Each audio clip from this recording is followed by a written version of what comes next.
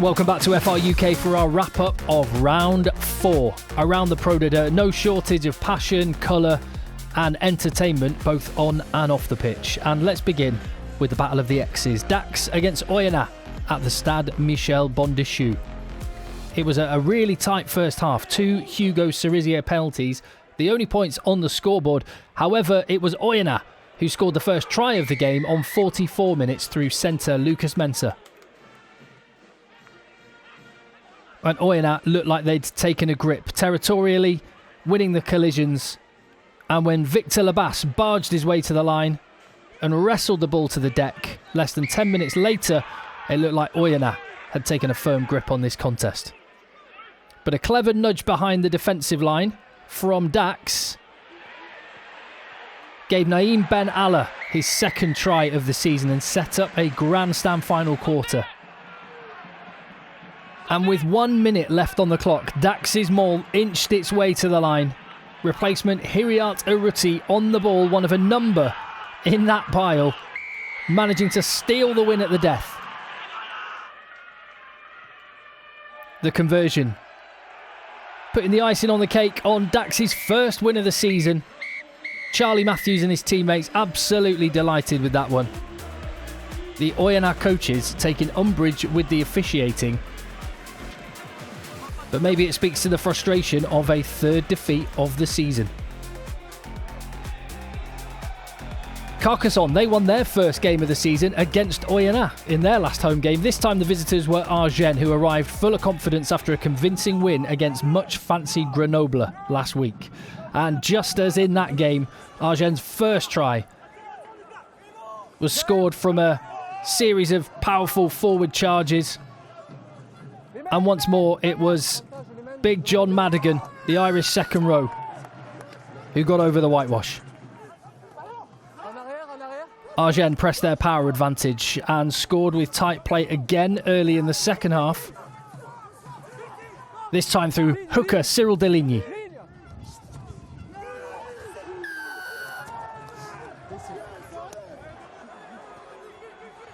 Carcassonne were having more luck on the edges and rolled the dice a bit, getting the ball to Niels Chalice into his hands on 66 minutes for a try to make it a 1-point game.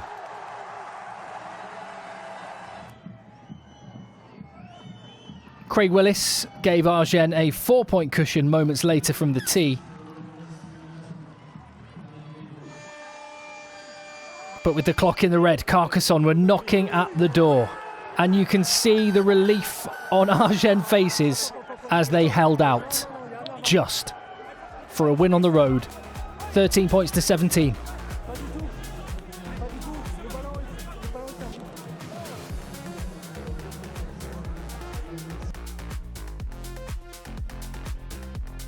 Our live game to start round 4 was at the Stade des Alpes, where Grenoble hosted Nevers.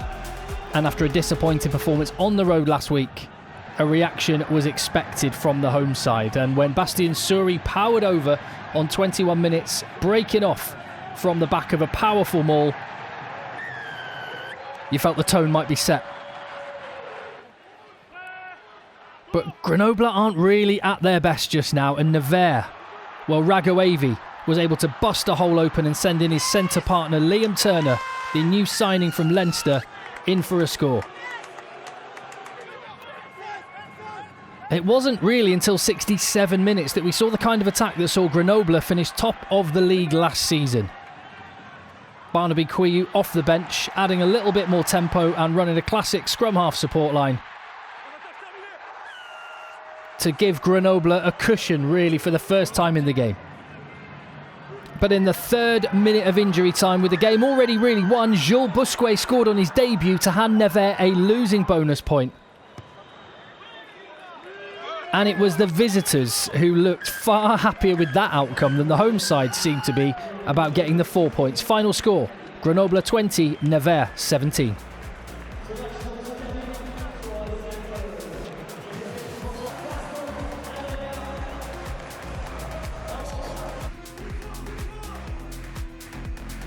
Biarritz against Brive then in the Basque Country, where a new artificial surface has been laid. And maybe it was that gave Biarritz a real spring in their step. They had a lot of energy and were quickest to react when Thomas Dolagore's kick hit an upright.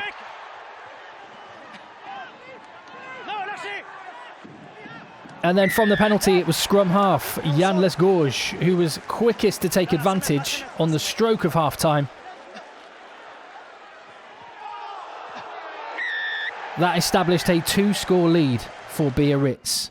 Brive, they had the edge in the scrum, and with the enforcement of a straight put-in, we're seeing more and more scrums go against the head, which was capitalised on by Stuart Olding, who struck for Brive's first try. And the scores were level when Andre Stassen fought his way to the line. Had Biarritz run out of steam? Well, far from it. A Brive error. And Tyler Morgan taking full advantage to go back in front.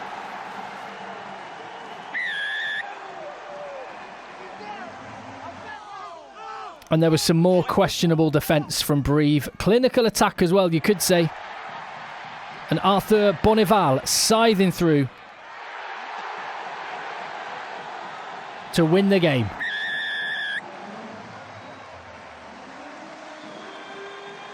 But there was still time for another try as Biarritz took the full 5 points and a second win of the season, 41-20.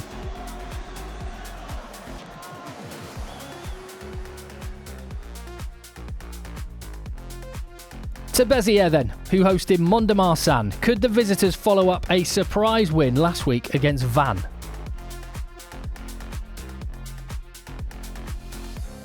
Well, Samuel Marquez bagged the first try for Beziers. He's such a key man for them. Mont-de-Marsan stuck in the fight, but you always felt the dam might burst. And when winger Paul Reu got on the end of a clever kick through into the left-hand corner, Beziers opened a little bit of daylight. And it was another kick through that led to a subsequent try. Clement Anselli taking the pop from the deck from Marquez to open up now a healthy lead. And from there, it was one-way traffic. 2 men in the bin for Mont-de-Marsan and Pierre Courteau.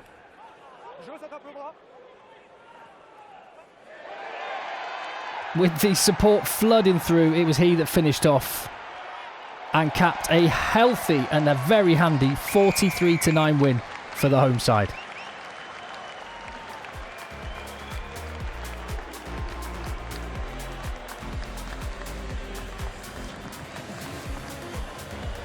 This one looked like being a heavyweight match-up. Two fancied promotion contenders, Vannes and Provence, at the Stade de la Rabine.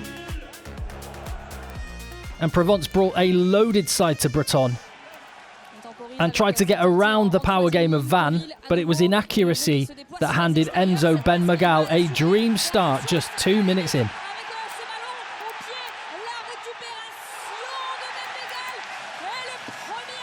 On 16 minutes, it was a mesmeric bit of play from new signing and former Newcastle Falcon Ben Stevenson, who got on the end of his own delicate nudge and then carved through the two remaining defenders in the backfield for an absolute cracker of a score. In the second half, Vannes flexed their power game. Replacement hooker Cyril Blanchard, who scored a few tries already for Vannes, and he was in the middle of that.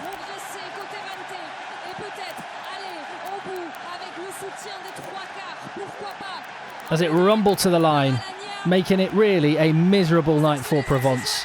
3 tries in total for Ben Magal, and one more from Sione Calamafoni made it a 40-7 crushing win for Vannes.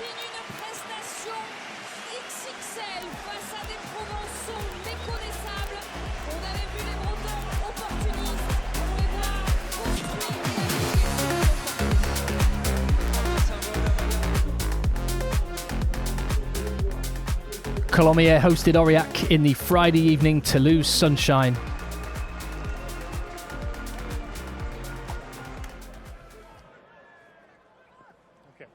And there were warning signs from the very start, with Rodrigo Marta playing at 13 in this match, getting on the end of a flowing move on just 2 minutes to set Colomiers on their way. The Portuguese flyer was involved in the build-up for the next try as well. Another flowing move which saw Luca Plantere getting his second try in as many games. Aurillac rallied with a couple of their own before Vincent Pinto scored his second try of the match, which extinguished any hope of an Aurillac comeback.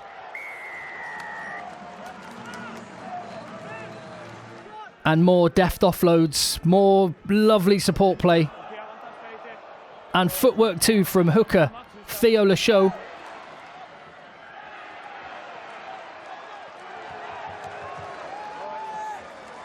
Made it a comfortable 38-13 win.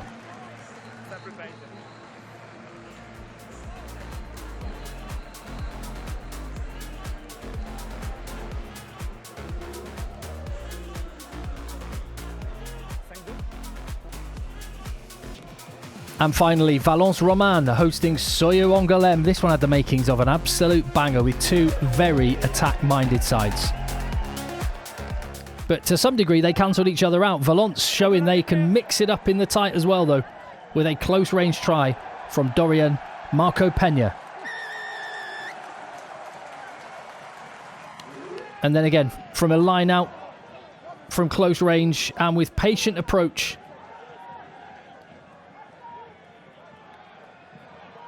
it was number 8, Ilias Spandarashvili, who was waiting on the right-hand side.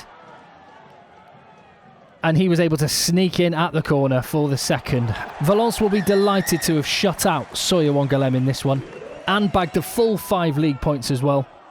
Joris Mora with the 4th and final try.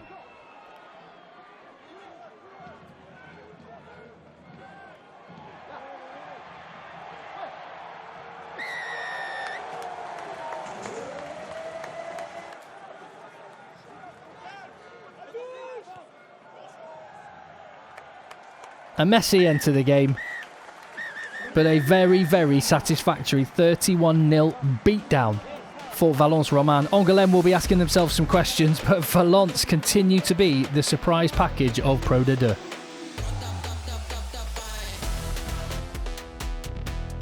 A mixture of dominant performances and narrow wins. Valence and Van very impressive at home, and a big win for Dax and also Biarritz against stronger opposition.